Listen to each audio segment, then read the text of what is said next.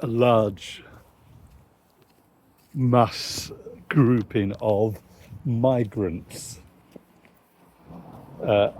are amassing on the border. And there might be some compassion towards them. They've fled persecution and suffering and slavery, where their children have been threatened with genocide, where they've been coerced and compelled into construction work, where they have been treated horrifically by the majority people in the country they've come from. And they've experienced much opposition along the way. But what they've not done is they've not stopped and settled in the first place that they came to. And the citizens of the country look out and they see that those in the vanguard, those in the lead, are they're young men. Oh, it's not the women and the girls. And people have gone in before and been smuggled in, and people have even cooperated with them. There's a lot of fear, and a lot of anger, and a lot of hate. But there's also the hope that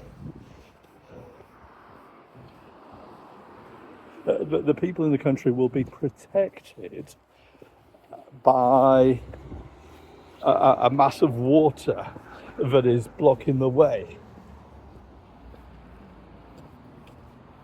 But they're not sure how long that will hold them up. They've found their way through obstacles like that before, haven't they? And so basically they are trying to find ways to secure the border, to lock down their cities, to keep this invading horde out. I'm not actually talking about current geopolitical issues here. I'm not describing the situation with Donald Trump wanting to build a wall to keep South American migrants out of the southern states. And I'm not talking about stopping the boats crossing the channel here into the United Kingdom. Rather, I'm describing the situation as the people of Israel arrived finally at the promised land. And that's the climate that they were in. Now, because I'm not going to get into the geopolitical current stuff, that was just a way in to get your attention. But there are some things to reflect on there, aren't there? About attitudes and perceptions. Now, what I do want to do here is this. I want to get into the story of what happened next. Because Moses has died, and he hands on the mantle of leading God's people to a guy called Joshua. Joshua and another guy called Caleb were the only two people left from the generation that had left Egypt, that had crossed the Red Sea, that had seen those initial signs and wonders. My mum and dad used to teach us a little rhyme to help us remember this.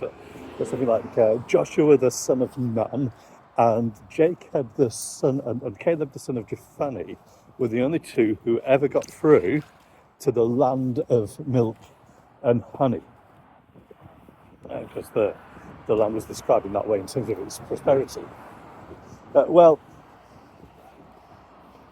Joshua has a vision in the night of this giant, tall warrior. And he asks this warrior, are you on our side, or are you on the side of the citizens of the land, of the Canaanites? And this great warrior's response is, neither. You've got me wrong. You've got the whole agenda wrong. because I am the commander of the Lord's army, the commander of Yahweh's army.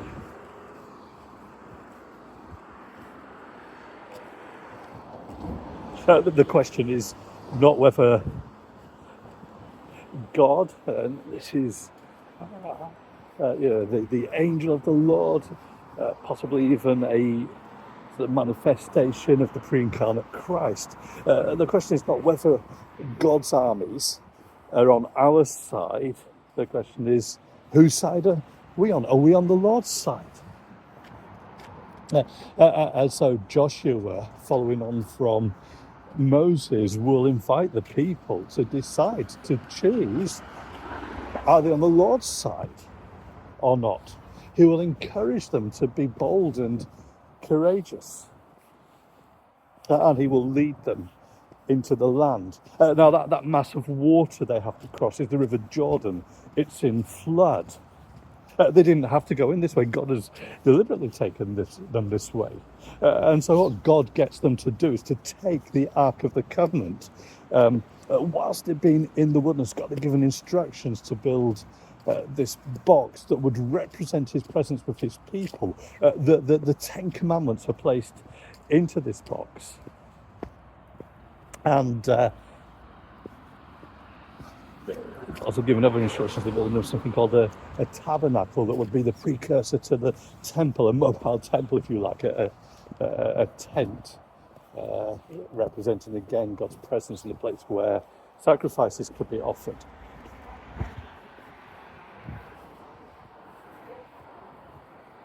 And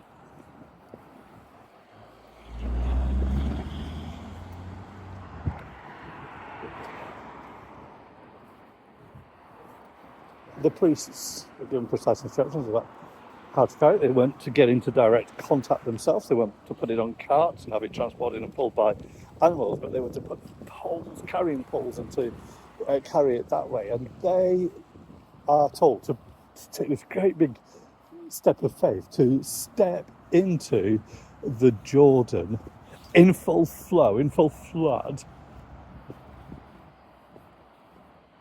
with the ark first. And they do that, and just as with the Red Sea, the waters stop and bank up, and the people are able to cross on dry land. There they are, recreating for a generation that missed it, the way that God had saved his people through dangerous waters, through flood waters, through the waters of death before, and he is doing it again, and he is bringing them onto dry land. And you will notice there that word, that familiar word of an ark that is present. Well,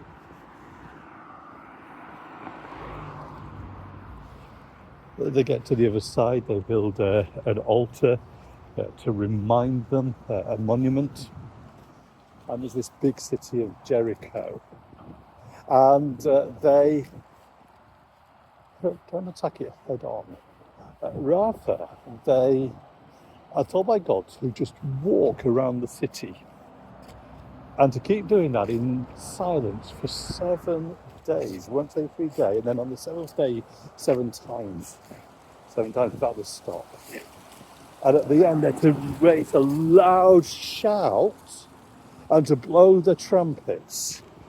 And when they do that, the walls of the city collapse in, and they're able to invade the city and to take it and to destroy it. They're told to devote it to destruction. They are not to keep for themselves the possessions of the city. One man called Achan does, and that leads to judgment. So when they go on to attack a much smaller city, they experience their first defeat, and the sin is exposed. And they have to learn to do things God's way. They arrive in the land, and they find a land with cities ready for them to occupy, fields that are planted. There's the sense of God has already provided for them. There's a sense of back to Eden, if you like. This is a new Eden. Even the geography of that place, where it is, lends into that, I think. And they are sent by God to possess the land, to defeat the giants in the land, to take their territory, and the land is apportioned out so that each tribe has its part of the land, apart from the Levites, who are spread through the land and don't have their own possession, their own inheritance in terms of territory. But what we're seeing here is God's people taking possession of their inheritance. That they are coming into the place where they are to live as God's people in God's presence, God's place, under God's rule and God's provision and protection, His blessing. And you've got typology here. Joshua, his name is a name that has the idea of Yahweh saves. And that is the same name that will appear through Scripture, and the name that has become, Greekicized, Hellenized even, the Greek form, and then Anglicized is as Jesus. Jesus is the true and better Joshua, the one who leads God's people to victory, who leads them into their inheritance. Jesus is the one who defeats the enemies of God and His people. And it is Jesus that enables us to enjoy being God's people under God's provision and protection, under God's blessing and rule, in God's presence and God's place. Thank you for watching in.